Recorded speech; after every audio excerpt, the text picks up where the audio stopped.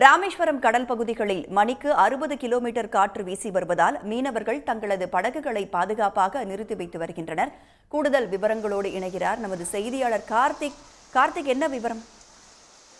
வங்கக்கடலில் உருவாகியிருக்க இந்த டிட்வா புயலின் காரணமா பாத்தீங்களா, ராமநாதபுரம் மாவட்டம் கடலோர பகுதியான ராமேஸ்வரம், பாம்பன், மண்டபம் உள்ளிட்ட பகுதிகளில் பாத்தீங்கன்னா கடந்த 2 நாட்களா கனமழை கொட்டி தீர்க்கிறது.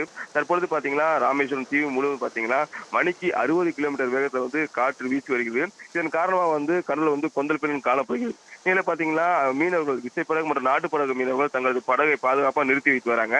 நேற்று துவங்கிய மழையானது ராமேஸ்வரத்தில் தற்போது வரை பெய்து வருகிறது. இதனால் மக்களின் இயல்பு வாழ்க்கை பாதிக்கப்பட்டு மக்கள் வெளியே வர முடியாத சூழ்நிலை இருக்கு. இந்த தொடர் மழையின் காரணமா பாத்தீங்கன்னா ராமேஸ்வரம், ராமநாதபுரம், ஆர்.எஸ். மங்கலம், திருவாரூர் உள்ளிட்ட பள்ளிகளுக்கு விடுமுறை அறிவிச்சிருக்காங்க.